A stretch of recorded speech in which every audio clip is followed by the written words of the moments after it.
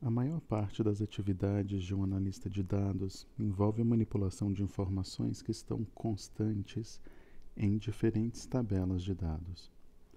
Essas tabelas podem se relacionar entre si e vocês já trabalharam esses conceitos quando utilizaram verbos do Tidyverse como join, inner join, full join, right join e left join.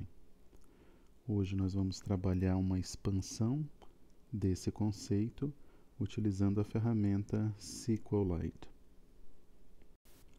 SQLite é uma biblioteca que você pode instalar na sua máquina e ela implementa um mecanismo de banco de dados em SQL.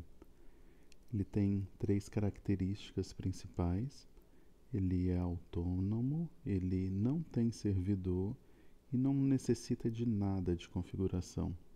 O seu código é de domínio público com uso gratuito para qualquer tipo de uso, seja ele uso comercial ou mesmo uso privado.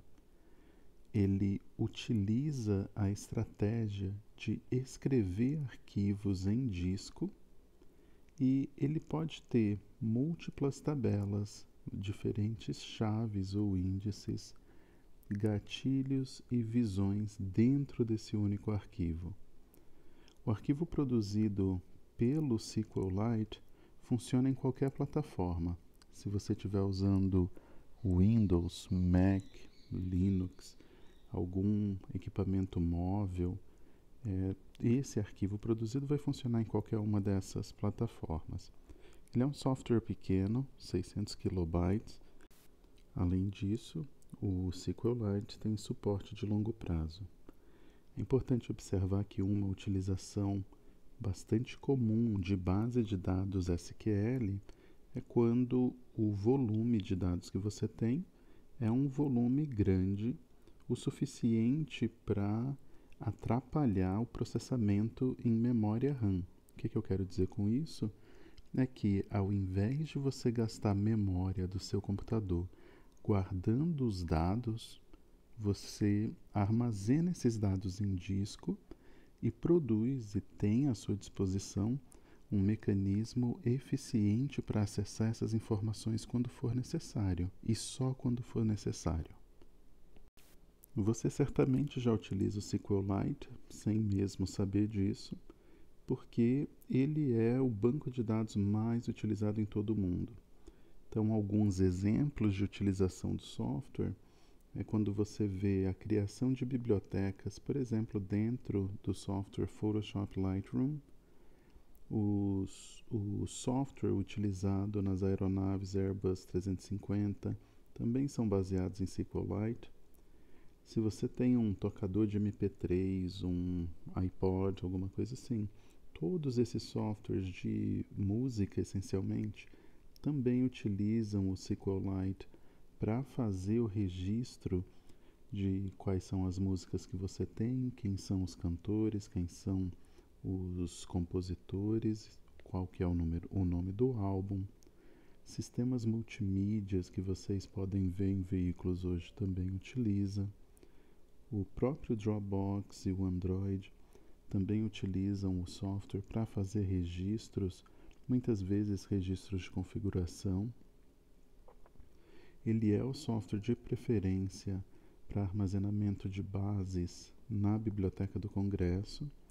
E se vocês estão pensando assim, em termos de sistemas operacionais e outras ferramentas, Windows 10, Firefox, Skype, todos eles utilizam o SQLite para fazer, por exemplo, o registro de históricos de sites visitados. No contexto de Linux, dentro do ambiente Linux, o SQLite é o sistema que é utilizado para rastrear as versões dos pacotes que venham a ser utilizados dentro do sistema operacional. Nesta e em outras aulas, nós vamos utilizar bastante esse conjunto de dados de exemplo, disco.db. Ele é um arquivo que vocês terão disponível, na verdade, e ele representa o que seria a estrutura de um banco de dados, por exemplo, de uma plataforma de venda de música digital. Então, dentro desse contexto, o que que você pode ter? Você pode ter uma tabela que descreve as informações a respeito dos seus clientes. Você vai ter, por exemplo, o identificador do cliente, primeiro, último nome, endereço, meio de contato. Agora, o que que acontece é que essa tabela de cliente, a customers, ela se relaciona, então eu tenho aqui uma chave, mas ela se relaciona com uma tabela de invoices. Esses invoices são os pedidos. Cada um desses clientes pode ter feito um certo pedido. E se ele fez um pedido, esse pedido habitualmente está associado a uma certa data, a um certo endereço de pagamento associado ao cartão de crédito. Dentro desse pedido, a gente pode ter uma próxima tabela que se refere a quais são os itens que fazem parte desse pedido. Qual que é o identificador, por exemplo, da música que foi adquirida, quanto que foi pago, quantas músicas foram compradas. Para cada um desses itens, esses itens da música que eventualmente foi comprada no avulso por esse cliente, esses itens estão associados a uma outra tabela associada a faixas. Essas faixas, elas têm agora informações mais detalhadas a respeito do item em particular de interesse. Eu consigo dizer, por exemplo, utilizando a tabela de faixas, qual que é o nome da música, qual que é o identificador do álbum onde essa música apareceu, qual que é o tipo de mídia utilizado para a música, foi um arquivo MP3, é um vídeo, é um MP4, é um CD, qual que é o gênero, compositor, tempo de duração, tamanho do arquivo e o valor. Cada uma dessas faixas pode estar associada a outras coisas. Por exemplo, uma tabela que seja só de gêneros musicais, uma tabela que seja só dos tipos de mídia. Ela pode estar associada também, se a gente está falando de uma plataforma que permita você tocar a música, ela pode estar associada, por exemplo, às playlists que venham estar presentes na plataforma.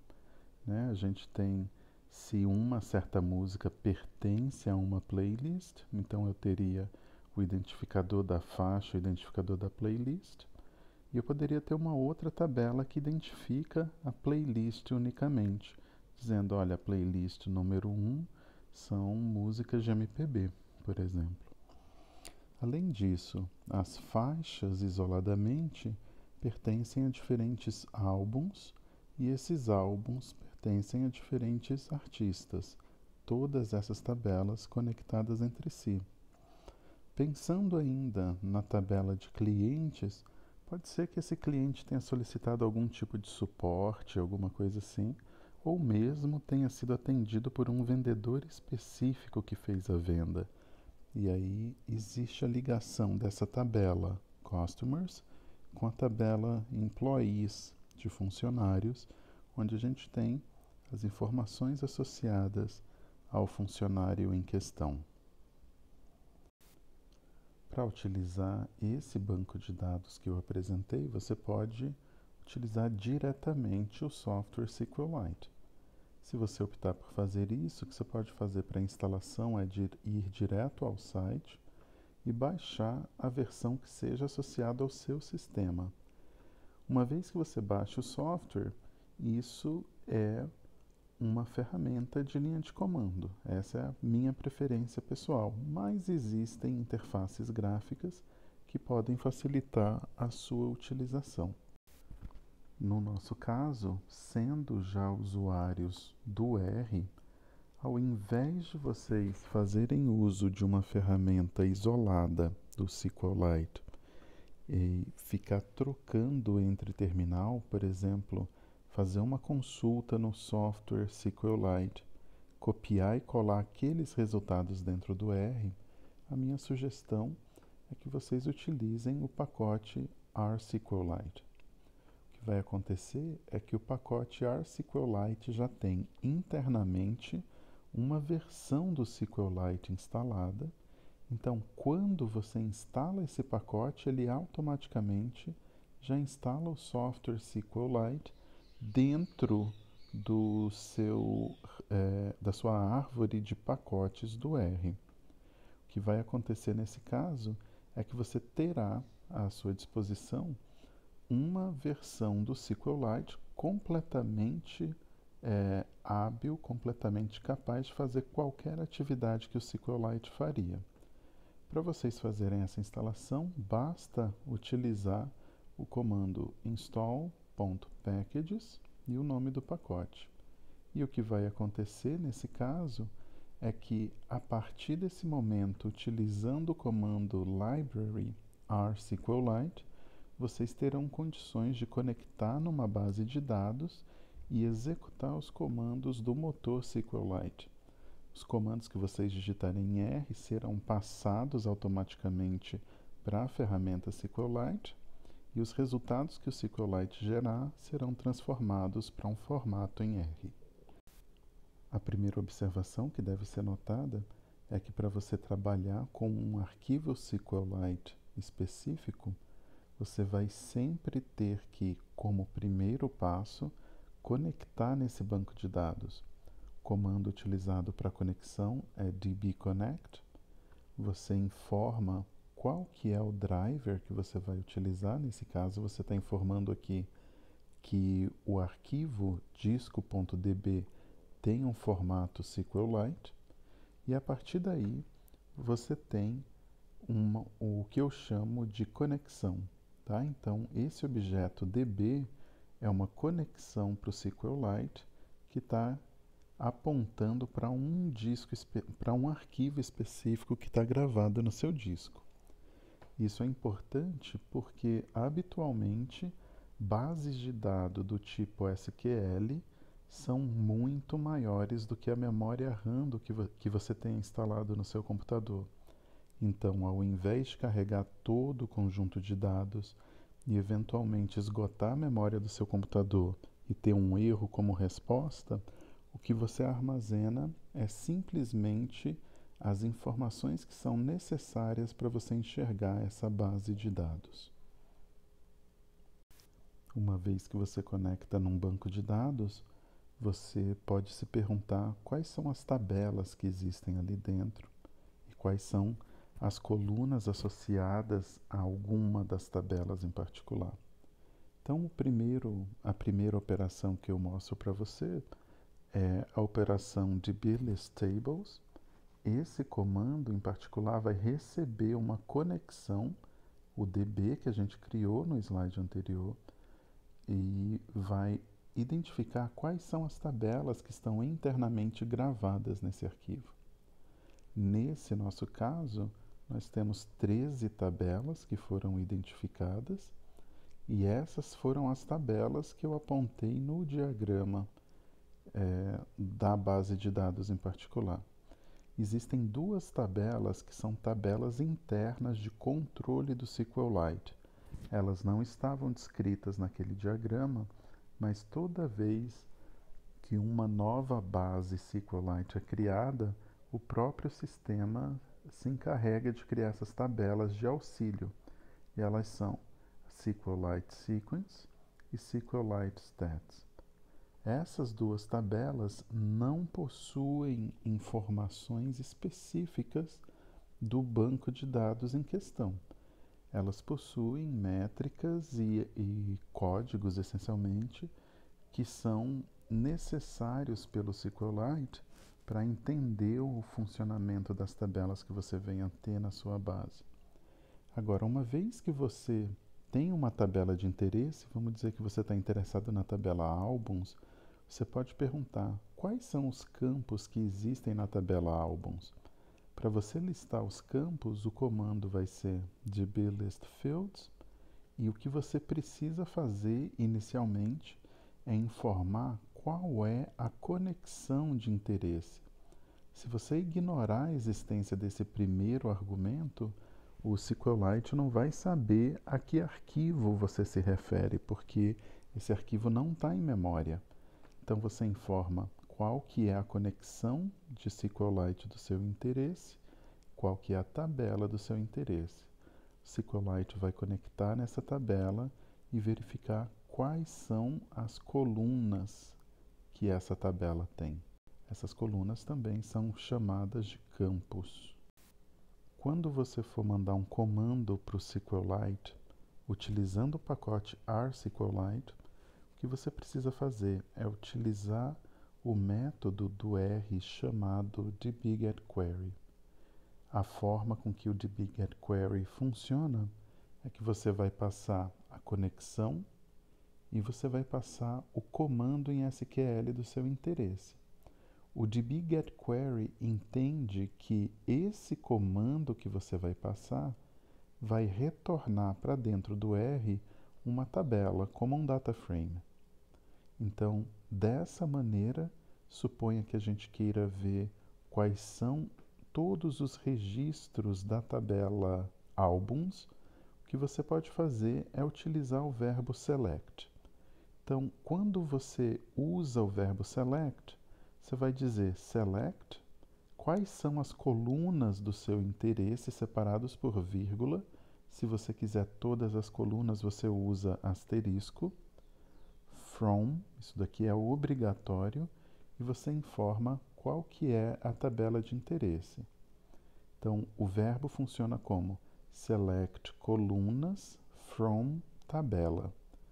Quando você coloca isso dentro do dbGetQuery, você precisa informar qual que é a conexão para o banco de dados de interesse.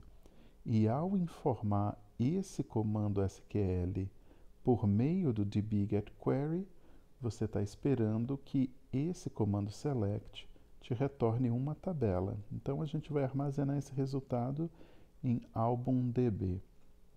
O que vai acontecer aqui é que ele se conecta na base de dados, executa esse comando em um espaço restrito de memória e traz para você o resultado final armazenado em AlbumDB. O que a gente vai fazer vai ser mostrar apenas os 6 primeiros registros. Então, a gente tem a tabela resultante, com, nesse caso aqui, os 6 primeiros registros dessa tabela resultante, e eu posso também operar nessa tabela, perguntar, por exemplo, quantas linhas e colunas ele tem. Então, nesse caso, o conjunto de dados tem 347 linhas e 3 colunas dentro dessa tabela álbuns. O comando select, sem sombra de dúvida, é o comando mais utilizado em todo o universo SQL, não só apenas no SQLite, mas também em qualquer outro banco de dados que utilize a linguagem SQL como referência. Apesar de ser o comando mais utilizado, ele pode ser também um dos comandos mais complexos e ele pode ser combinado com outros argumentos. Esses argumentos são order by, esse daqui se refere a ordenar a sua tabela de resultados por uma certa coluna. Distinct quer dizer que você só quer identificar as linhas que sejam únicas dentro do conjunto de dados. Where, indicando que você quer filtrar o banco de dados para uma certa condição de interesse. Limit, dizendo que você quer, por exemplo, os N primeiros registros. Inner ou então left join, para você fazer a combinação de duas ou mais tabelas. Group by, quando você tem o interesse de agrupar certos registros e fazer operações de agrupamento em cima de alguma coluna de interesse. E o having, de quando você quer fazer um filtro, mas um filtro que seja aplicado nos grupos de interesse. Vamos lembrar, então, que a notação do comando select, como obrigatório, começa com select. Você vai sempre informar os campos de interesse separados por vírgula. Então, por exemplo, campo 1, vírgula, campo 2. Isso daqui vai dizer que eu quero essas duas colunas de interesse. From, esse daqui é comando obrigatório, e você indica a tabela que contém o conjunto de dados do seu interesse. Esse comando inteiro, select colunas from tabela, é que pode ser combinado com todas essas chaves que foram indicadas anteriormente. Vamos supor que o nosso interesse agora seja olhar a tabela Tracks e extrair dessa tabela apenas duas colunas, a coluna Track ID e a coluna Name.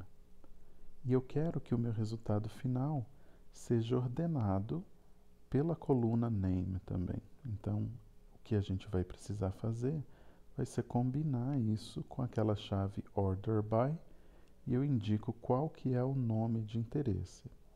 Então, o comando em SQL, se eu tivesse num terminal de SQL puro, o que eu faria seria select campos, né, que são track ID e name, from, esse from é obrigatório, tracks, que é o nome da nossa tabela de interesse, e eu quero que ordene em ordem alfabética por nome, então utilizaria order by, coluna name.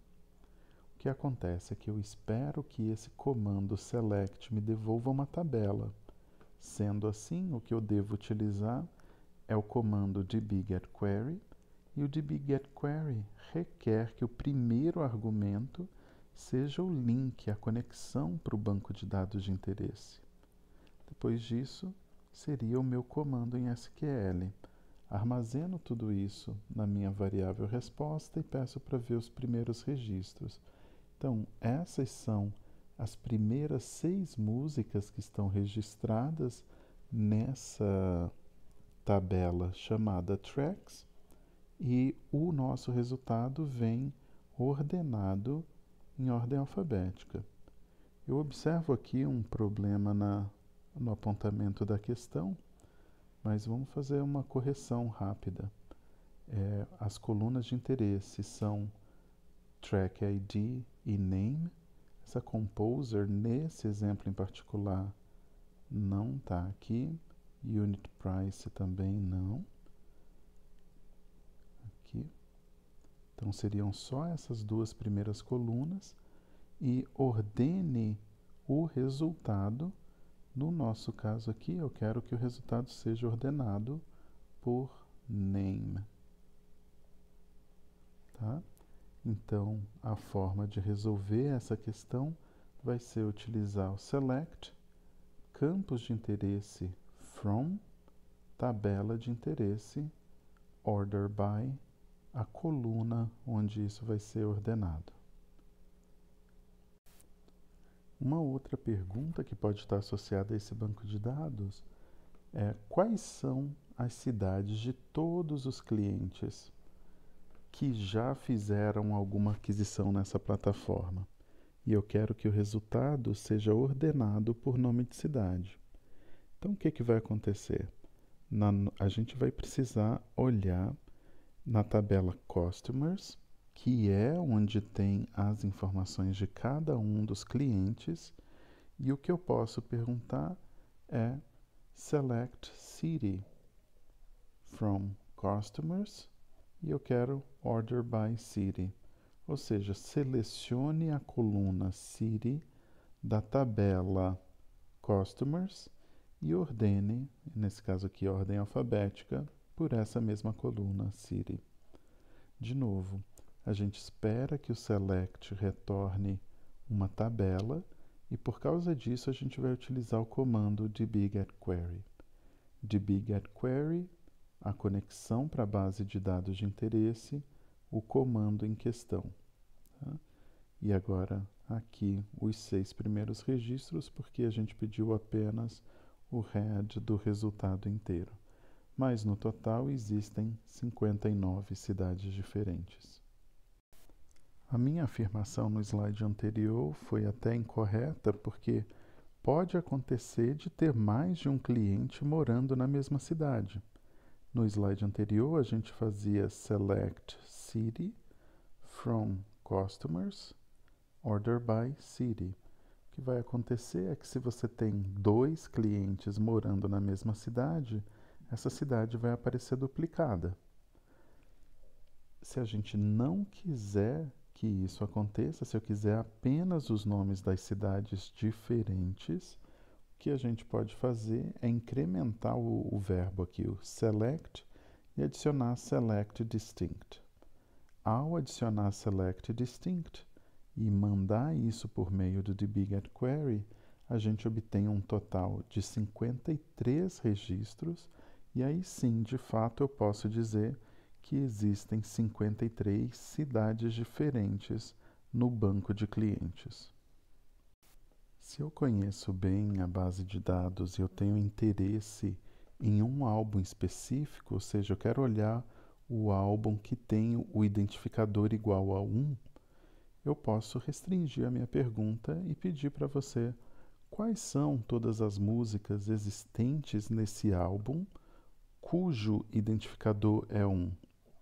Então, o que a gente vai precisar montar de chamada SQL vai ser selecione, select, nome e álbum, from, tracks, onde, where, álbum ID igual a 1. Então, todos os registros que acabam sendo selecionados são apenas os registros onde essa condição do where, album ID equals 1, é satisfeita. E agora a gente tem todas as músicas desse álbum específico. Vamos supor que a gente esteja interessado em faixas que sejam especificamente de 2 tipos de mídia pré-especificados. Por exemplo, eu não estou dizendo que é exatamente o que a gente tem aqui, mas vamos dizer que eu quisesse apenas as faixas que são em MP3 ou MP4, né? Então, o que eu precisaria conseguir fazer seria identificar quais são essas faixas onde a condição de mídia pertence a um conjunto de 2 valores. A forma com que a gente faria essa seleção seria então indicar select, quais são as colunas de interesse, name, album ID, media type ID, from, qual que é a tabela que eu tenho interesse em consultar, tracks, where, indico a coluna onde eu vou avaliar uma certa condição, e nesse caso, como eu estou interessado num conjunto de valores, assim como no R, eu utilizo in e aponto dentro ali de parênteses quais são os meus valores de interesse. Eu quero apenas as mídias que têm identificadores 1 ou 2. Ordeno essa seleção pelo nome da faixa em particular, e já nesse pedido aqui eu peço que limite o resultado a 5 registros. Então a gente executa de novo. Eu espero que o select me retorne uma tabela.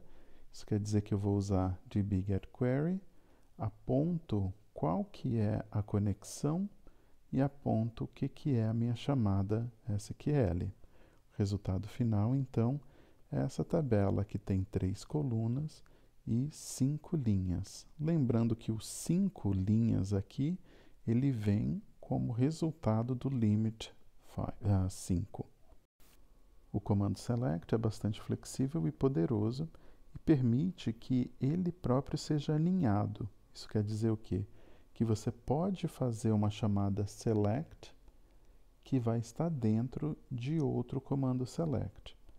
O que vai acontecer então? Vamos lembrar da notação que a gente utilizou anteriormente com o comando in, onde a gente tinha uma coluna de interesse e quando eu tinha uma série de valores para aquela coluna de interesse, eu utilizava in e listava dentro de parênteses quais eram os valores do meu interesse. Pois bem, a pergunta agora pode ser a seguinte: quais são as músicas e os identificadores de faixa e também identificador de álbum que foram produzidos pelo artista que tem o identificador 12? Então, a estratégia que eu pensei aqui de solução para essa pergunta específica foi a seguinte: essa informação do artista está na tabela álbuns, né? Então, eu poderia trazer agora select album ID from albums, where artist ID é igual a 12. O que isso vai fazer? Ele vai conectar na tabela álbuns e trazer apenas os identificadores de álbum que foram produzidos pelo artista número 12. Isso já soluciona uma parte da questão. Entretanto, a outra parte pede quais são os nomes das músicas, por exemplo, e os identificadores de faixa também. Essas duas informações, elas não estão dentro da tabela álbuns. Elas estão dentro da tabela tracks. Então, como é que eu vou fazer agora? Esse comando interno, select album ID from albums where artist ID é igual a 12, esse comando vai trazer para mim quais são todos os album IDs produzidos por esse indivíduo. Então agora eu posso pedir, mostre para mim as colunas track ID, name e album ID, from tracks, que é quem tem as informações de nome track ID, mas agora eu posso dizer o subconjunto de álbum ID que eu tenho interesse. Então, where album ID, esse subconjunto é in, e eu aponto agora qual que é a condição de interesse. Nesse exemplo, apenas para fins didáticos, eu estou limitando o resultado a 5, e aí eu jogo isso para um dbGetQuery, porque eu espero que o select retorne uma tabela. Então, o que vai acontecer? Ao fazer essa seleção, os 5 primeiros registros que a gente tem são esses 5 aqui. Seleções mais complexas podem ser realizadas utilizando variações do que a gente chama de expressão regular. A forma de você fazer isso utilizando SQLite é indicando a palavra-chave where. Óbvio, você vai indicar onde acontece uma situação, qual que é a condição do seu interesse. Você vai indicar qual que é a coluna onde você vai fazer essa análise, e essa coisa próxima da expressão regular, você vai indicar com a palavra glob e indicar qual que é a situação. Então, o que é a pergunta nesse caso? Se eu pergunto quais são os nomes de faixa que começam com qualquer caractere, mas tenham a expressão ERE seguida e terminam com qualquer outra coisa. Então, o que vai acontecer? A gente vai fazer select track ID name from tracks. Isso daqui é bem tranquilo agora. Where name, e aí eu preciso indicar essa condição. É uma condição mais complexa, parecida com uma expressão regular. Então, eu posso indicar glob, e aqui eu mostro para vocês. O caractere interrogação significa começa com qualquer letra, número, qualquer caractere, é seguido na segunda, terceira e quarta letras por ERE e termina asterisco. Isso aqui quer dizer termina com qualquer coisa de qualquer tamanho. Vamos lembrar, a diferença aqui entre o interrogação e o asterisco é que o interrogação significa um caractere único e esse daqui significa pelo menos um caractere. Tá? Então, o que vai acontecer? Ao fazer essa busca e mostrar os 5 primeiros registros, a gente tem, olha só, o primeiro caractere é P, seguido de E-R-E, como apontado, e termina com qualquer coisa. Primeiro caractere S, E-R-E, termina com qualquer coisa. Primeiro caractere W, E-R-E, e termina com qualquer coisa. E assim sucessivamente. Então, o glob ele pode ser utilizado para você fazer buscas dentro de uma coluna que sigam um padrão de interesse. Ainda dentro do contexto de fazer uma seleção complexa, eu posso perguntar quais são as faixas que têm algum dígito dentro do seu título. Tá? Esse dígito ele pode acontecer no começo, pode acontecer no fim, pode acontecer no meio. Então, o que a gente pode fazer, novamente, vai ser o Select Track ID Name from Tracks. E agora a condição where name glob, agora eu preciso indicar a condição de conter dígito. Então, para conter dígito, eu posso indicar a expressão especial, aqui é uma expressão regular, colchete 0-9 fecha colchete. Isso aqui significa qualquer um dos dígitos dentro dessa faixa, 0, 1, 2, 3 até 9. Isso pode estar no começo, no fim, seguido de qualquer maneira, por isso os asteriscos antes ou depois. Novamente, selecionando os 5 primeiros, a gente tem quem são essas faixas. Assim como vocês já estão acostumados a fazer agregação de valores lá no universo do Tidyverse, a gente pode fazer também dentro do SQLite e SQL em geral. Então, a gente pode, como vocês lá já estão acostumados, vocês fazem tabela, group by, variável, seguido de summarize. Habitualmente é isso. O contexto aqui é exatamente o mesmo. Quantas faixas por disco a gente tem? Então, eu preciso fazer um group by disco. Por isso que aparece lá no final group by album ID. Então, isso daqui está fazendo o agrupamento. Agora, eu preciso contar quantas faixas.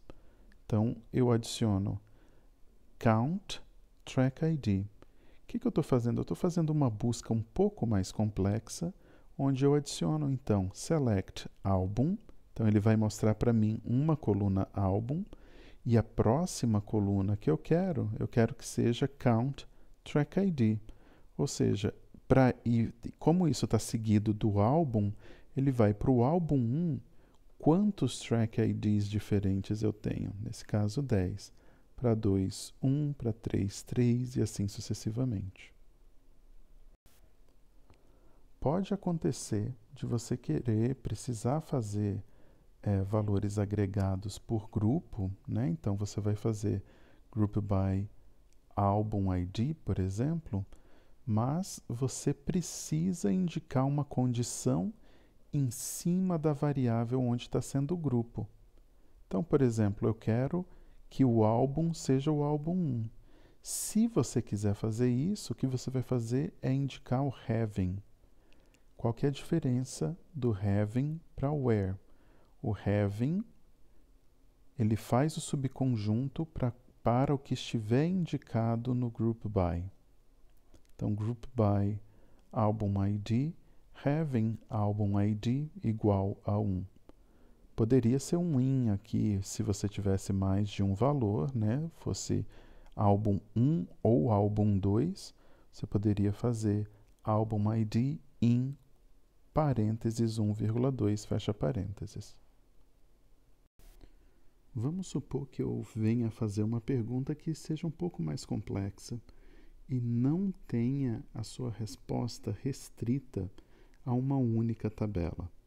Por exemplo, suponha que eu, então, pergunte quais são os nomes de todas as músicas e o respectivo nome dos álbuns onde essas músicas apareceram. Se a minha pergunta fosse apenas quais são os nomes de todas as músicas, bastaria ir até a tabela Tracks e olhar a coluna Names especificamente. Se a minha pergunta fosse apenas quais são os álbuns e quais são os nomes dos álbuns, bastaria ir na tabela Álbuns e olhar a coluna Title. Entretanto, eu estou pedindo a junção dessas duas tabelas. Eu quero saber o nome da música e o título do álbum conjuntamente. Como é que se conectam essas duas coisas? Veja que na tabela Álbuns existe uma coluna Álbum ID, que tem inclusive um desenho aqui indicando uma chave, é aquela mesma chave lá do Tidyverse, dizendo que essa coluna Album ID é quem te conecta até a tabela Tracks usando essa mesma coluna Album ID. Então, a operação que a gente precisaria fazer aqui é uma operação do tipo join, onde a conexão dessas duas tabelas é feita pela chave Album ID.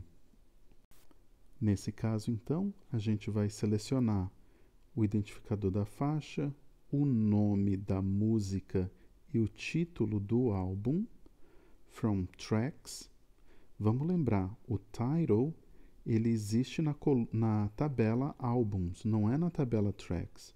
Então agora eu preciso conectar essa parte do meu pedido com a tabela chamada álbuns. A forma com que a gente vai conectar é utilizando então o inner join. Eu vou pedir um inner join álbuns. Então, o que acontece? É que quando eu faço o inner join, todas as colunas da tabela álbuns e da tabela tracks ficam disponíveis para o comando select. Por isso que o title pode aparecer aqui. Então, eu quero fazer um inner join de tracks com álbuns e agora eu preciso indicar a chave. Então, para indicar a chave, a gente vai utilizar on e aí eu indico a coluna Album ID que está na tabela Álbuns precisa ser igual à coluna Album ID que está na tabela Tracks. Essa notação vai ser bastante utilizada daqui para frente. Toda vez que você quiser fazer um pedido muito específico de uma coluna, por exemplo, que exista numa tabela, você pode falar o nome da tabela, ponto, o nome da coluna. Essa anotação é uma anotação válida dentro do universo SQL para você selecionar essa coluna específica que está presente naquela tabela específica. Então, nesse caso, eu estou informando aqui a tabela.coluna, porque se eu deixar simplesmente Album ID, isso daqui vai ser algo ambíguo.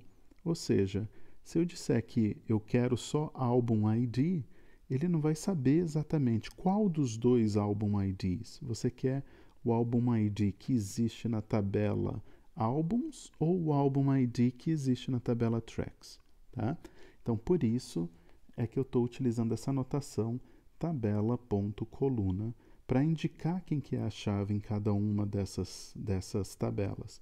E aí, como resultado, a gente vai ter o Track ID, que a gente tinha selecionado, o nome da música e o título do álbum.